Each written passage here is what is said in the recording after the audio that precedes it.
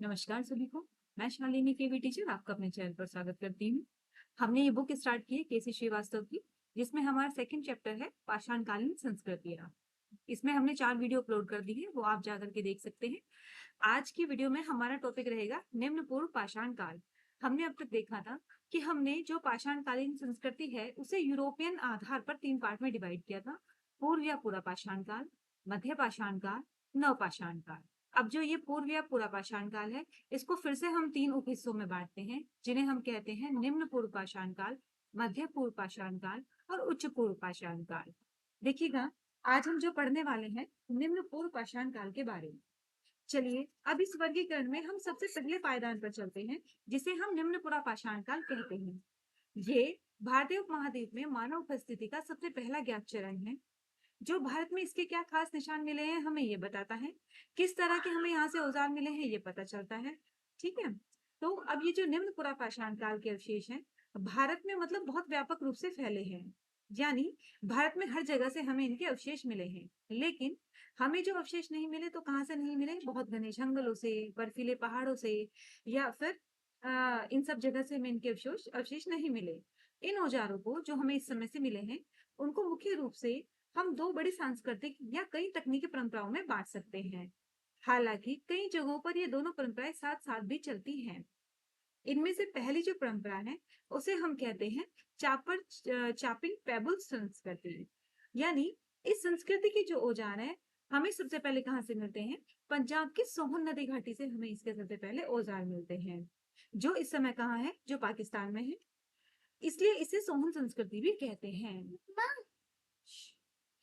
ये जानना भी बड़ा रोचक है कि कैसे एक नदी घाटी के नाम पर एक संस्कृति का नाम ही पड़ गया।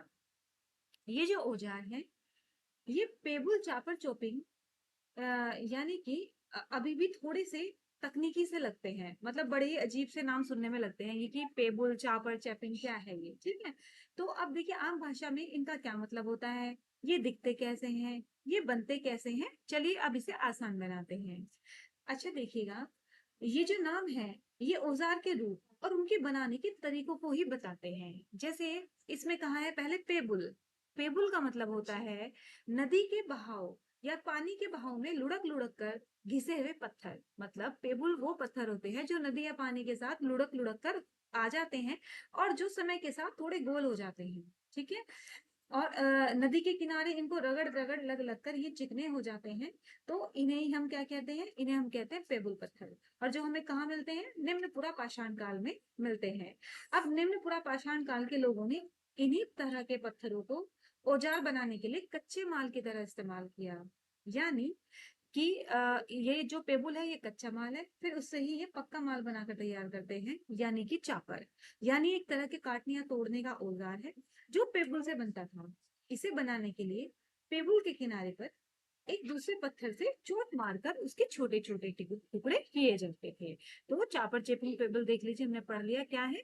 ये पत्थर के वो टुकड़े हैं जो पानी के बहाव से रगड़ खाकर चिकने और सपाट हो गए, पेबल कहे जाते हैं। इनका आकार गोल मटोल होता है। चापर बड़े आकार वाला वह उपकरण है जो कि पेबुल से बनाया जाता है। यानी पेबुल हमने एक रॉ मटेरियल की तरह यूज किया और चापर हमारा एक तरीके से हमारे पास बना बनाया माल है। इसके ऊपर एक फलक निकालकर धार बनाई गई। चापिंग उपकरण द्विधारा होते हैं, अर्थात पेबुल के ऊपर दोनों किनारों को छीलकर उनमें धार बनाई गई है। ठीक है, चलिए आज की वीडियो में इतना ही। वीडियो पसंद आती है तो प्लीज चैनल को सब्सक्राइब करें, वीडियो को लाइक करें। Thank you so much.